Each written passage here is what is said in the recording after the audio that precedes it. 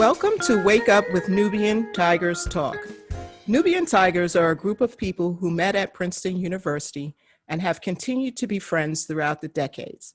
The COVID-19 pandemic and the civil demonstrations following the murders of Breonna Taylor and George Floyd by the police motivated us to harness our life experiences and professional expertise and contribute our voices to the broader discussion of the conditions of life throughout Black America. My name is Michelle Jacobs, and I'm with my co-host, Ray Smaltz. Before we get to today's guest, I'll turn it over to Ray. Thanks so much, Michelle. And for those of you listening for the first time, the acronym WAKE, or WAKE, stands for Wisdom, Advice, Knowledge, and Engagement. And the UP is the abbreviation for Princeton University, only backwards. When the late civil rights icon and longtime Congressman John Lewis was only 23 years old, he delivered an inspiring speech at the historic March on Washington in 1963 and punctuated the end of it with, "Wake up, America, wake up, for we cannot stop and we will not and cannot be patient." This podcast aspires to wake up our listeners to some of the very same struggles within America today and across the globe. In our last episode, we started a conversation about elections with Mary Nelson, class of 77, who worked for the administration of Jay Nixon, the former governor of Missouri. Today, we continue our discussion with Larry Hamm, a progressive community activist in Newark, New Jersey. We're now going to welcome Larry Hamm to the show. Larry entered Princeton with the class of 1975 and left almost immediately to return to his community-based work in Newark, New Jersey. He was appointed to the Newark Board of Education, making him the youngest member ever. Larry returned to Princeton and completed his degree in 1978. Some of you may know him as a DMU. After graduation, he returned to Newark and entered local politics. Among his positions, he served as district leader and president of the 24th District Assembly. Larry Hamm has been a relentless advocate for African American people and the cause of human rights for more than 30 years.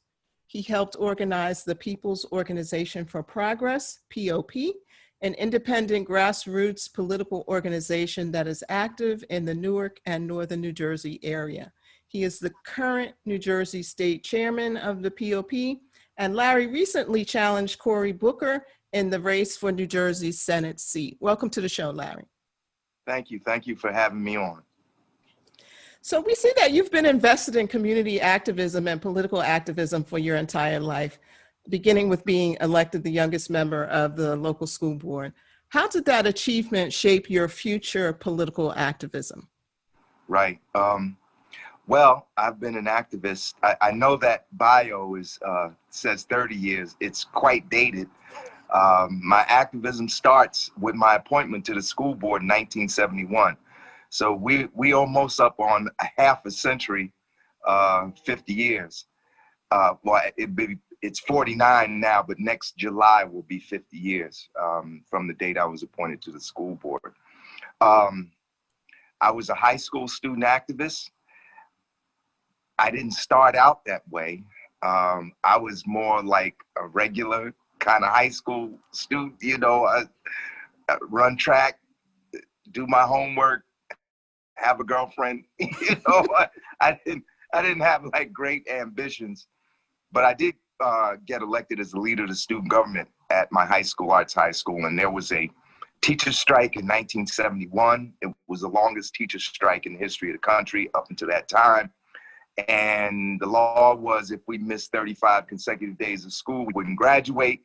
So as seniors, we had a vested interest in making our voices heard on the issue. I led my first walkout, march, and sit-in in the month of March, 1971. And about 400 of us walked out. We marched down to the hotel where the board and the union were negotiating. About 200 of us got in. We took over 2 floors of the hotel. It's the Doubletree Hotel across the street from Penn Station in Newark. It was Hilton Gateway then. And as a result of that takeover, I met Mayor Kenneth A. Gibson. He was the one that came to us and implored us to end our sit-in. Every fire engine, every police car in Newark must have been outside of the gateway. because, you know, we were off the reservation. We weren't supposed to be like downtown anyway, and out of school. But Gibson, I think, was generally concerned. He said he agreed with our goals. He didn't want any of us to get arrested. So we agreed and we ended our sit-in. To make a long story short, because it is very involved, but I won't go into the details here. But to make a long story short, 3 months later, just before I graduated Arts High, he sent an aide to my house on South 12th Street in Newark, the apartment where we lived at that time, and asked me if I wanted to be on the Board of Education. At that time, we had a Type 1 school board, which was appointed by the mayor. And on July 1st, 1971, I became the youngest fully voting school board member in the history of the United States. I was 17 years old. I wasn't 18, wouldn't be 18 until December. But interestingly, I just learned, because I'm working on a column that I'm writing for a newspaper. The same day that I was appointed to the school board, that was the date that the amendment to the Constitution was ratified that enabled 18-year-olds to vote in the United States of America. So I think Gibson, you know, probably had that on his mind and was trying to, you know, make inroads among younger voters and do something historical. And I was appointed to the school board July 1st, 1971, started Princeton. Actually in August of 1971, was in the minority summer program where I met Jan Carew and other great people. But unfortunately, the work with the school board was too much for me. I couldn't do Princeton and do the school board at the same time. And so I withdrew from Princeton in probably October of 1971, end of October, beginning of November, and returned to Newark to finish my 3-year term on the Newark School Board. And so it was really in that period that I came into contact with probably the two individuals who had a really profound impact on shaping my political consciousness. One was Ken Gibson, the first African-American mayor to be elected in the 300-year history of Newark, New Jersey. He put me, by virtue of that appointment, he put me in the Black struggle. You know, he really physically put me in the struggle, because, you know, the school system was one of the institutions that the Black liberation movement, you know, really aimed to change. You know, I mean, one of the reasons we walked out, we had numerous demands, and one of them, of course, was for Black and Third World Studies at that time. The second person that had the impact on shaping my initial political consciousness was Amiri Baraka, then known as Imamu Baraka, who was the head of the Committee for a Unified Newark, which was part of the National Congress of African Peoples. Baraka had played a major role in helping to get Ken Gibson elected in 1970. And these two individuals, who were very different, Gibson was essentially a Black liberal politician. You know, I mean, he was a pioneer in the sense that he was the first Black mayor of Newark, but he really was kind of in the mold of a conventional, you know, politician, city machine type politician. Amiri Baraka was the revolutionary Black nationalist Pan-Africanist.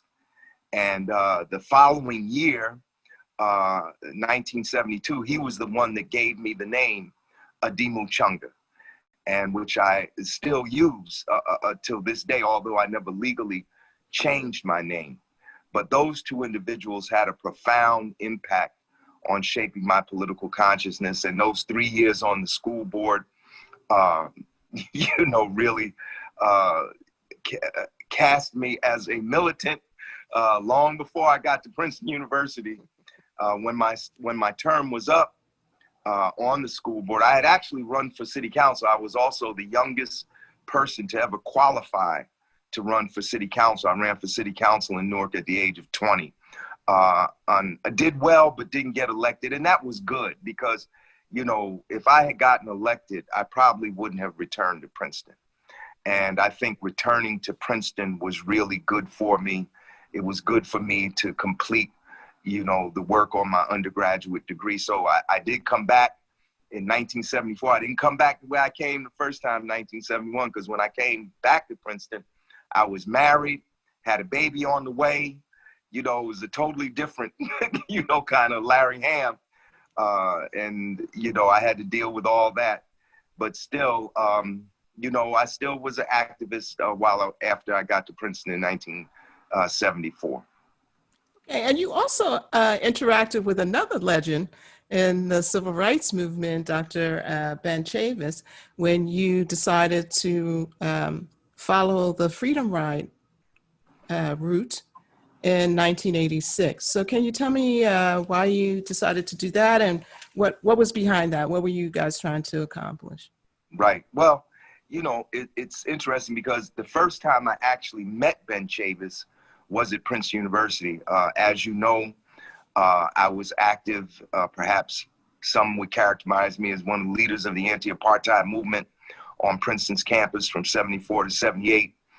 We formed the People's Front for the Liberation of Southern Africa to force Princeton to divest from companies doing business with South Africa. And after 66 days of protests and the takeover in 1978, Princeton did divest from a couple of companies. When I finished my undergraduate work, I actually became a graduate student at Princeton. I was in the doctoral program for 2 years. During the first year of graduate work, the anti-apartheid movement was still going, and we had new young leaders of that movement. But at that time, we brought Ben Chavis to Princeton to speak, and that's where he and I actually met. I believe it was in the spring of 1979.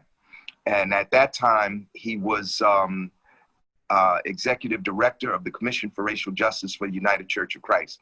Well, anyway, after 2 years of graduate work, I left Princeton. I returned to Newark in 1980. The first organization you mentioned was the 24th District Assembly, which I helped to organize. And then there was the People's Energy Cooperative. We pulled together 400 families to buy their fuel oil together collectively rather than as individuals, and in doing so get lower prices on fuel and on service contracts. And then in 1982, we formed the People's Organization for Progress, which observed its 38th anniversary in August. Congratulations on that. Yes, How exciting. Yes, one thing people don't know is that I know everybody thinks I'm a full-time activist. Not so, and most folks would never believe that I worked in any corporation, but I was actually a second-level manager at AT&T Information Systems for a couple of years. And it was at that time, after we formed POP, when I re-engaged Ben Chavis, and he asked me to leave my job at AT&T and come and work for him at the Commission for Racial Justice of the United Church of Christ. And I did. And it was one of the best things I ever did. And one of the projects we had was this Freedom Ride, where we actually literally got in a bus in New York and came down the East Coast of the United States through Washington, D.C., through the South, going to all the significant places, many, I won't say all, but many of the significant places where major events related to the civil rights movement occurred. And that was very important. And it's really interesting because we're coming up on the September 15th, which will be the anniversary of the bombing of the 16th Street Baptist Church. And that was one of the places that I went on that Freedom Ride. And I was able to meet the father of Deborah McNair, one of the 4 girls that was killed in that church. And although I had known, because we read about these things before I came to Princeton, during Princeton, but to actually go to these places and to meet people associated with those events gave me a greater clarity, and I think deepened my understanding of these events and really of the civil rights movement. So it was very valuable experience. I worked for the Commission for Racial Justice for about 5 years. And then because the United Church of Christ moved its corporate headquarters out of New York back to Cleveland, I couldn't make that move at that time because my mother was very ill. So I decided to leave the commission. And at that time, I actually ended up working in the state legislature of Newark. I worked for 2 years as a research associate until the Democrats lost the majority in the state legislature. But it was very valuable, not only valuable because of the Freedom Ride, but because Ben Chavis also enabled me to work on building the People's Organization for Progress.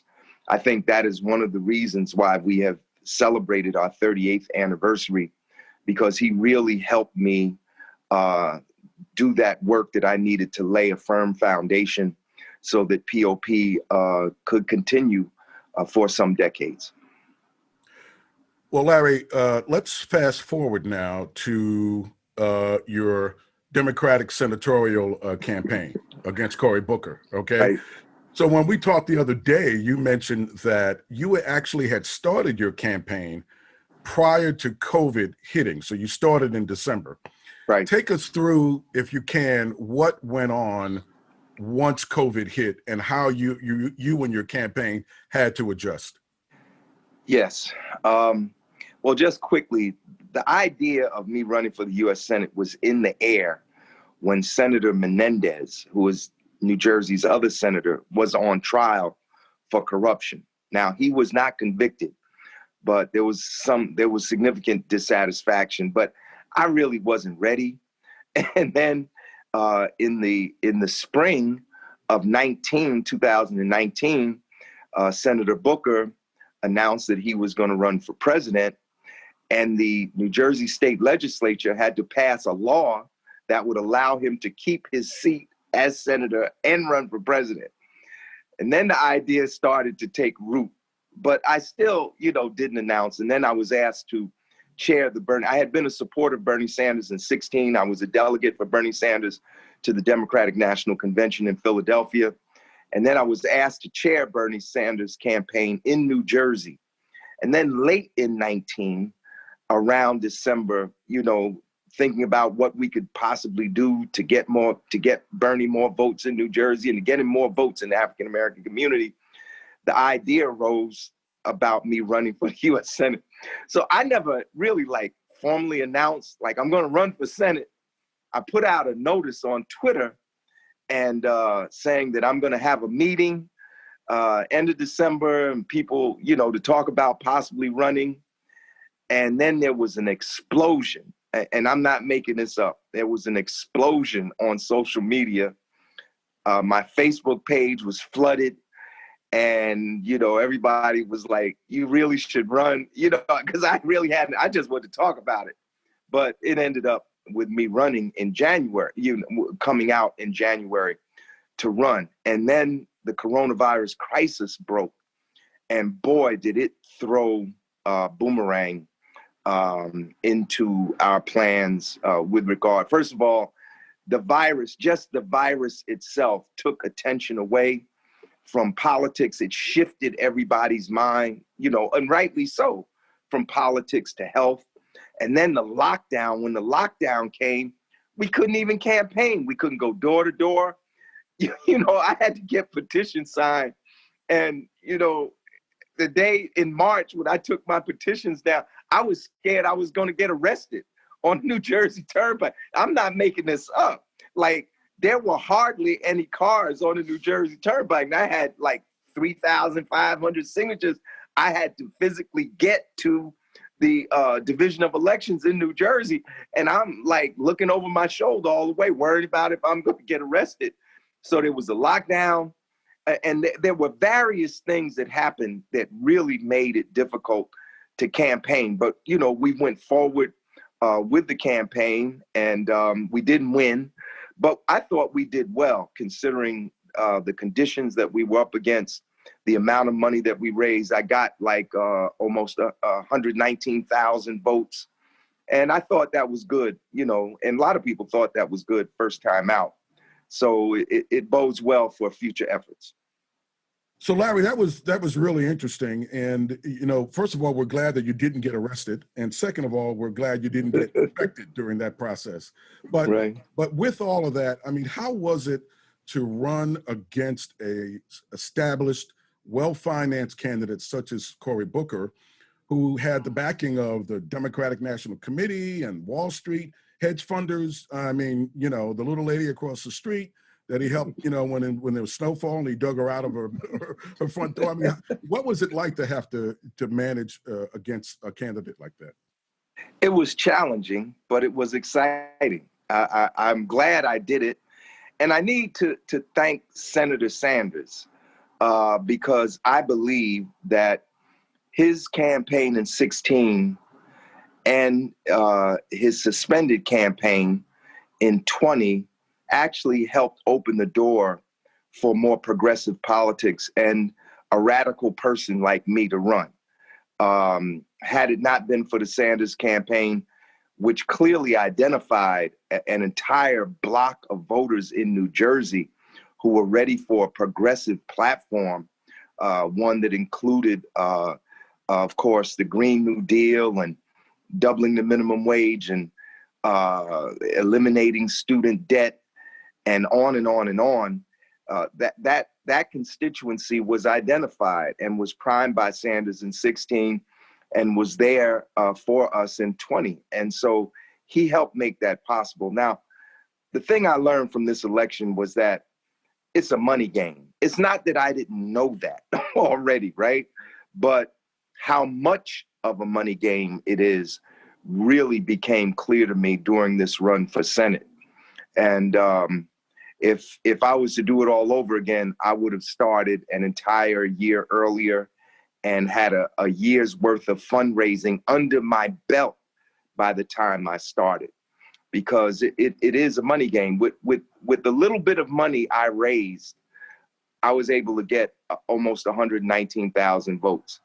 If I had raised 5 times that much, which would have only been about $300,000, I would have been real competition for the incumbent. So it was tough.